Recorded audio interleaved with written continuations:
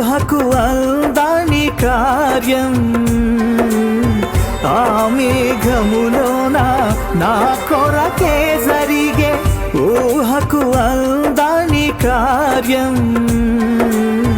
ఆ మేఘములోన నా కొరకే జరిగే ఈ వర్తమానమును నాకు అందించుటకు తన దూతను పంపి నన్ను సిద్ధపరచెను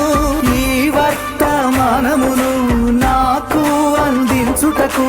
తన దూతను పంపి నన్ను సిద్ధపరచెను నేనెందుకా నీ సొత్తుగా పిలువబడి తినయ్యా నేనెందుకో నీ వాడిగా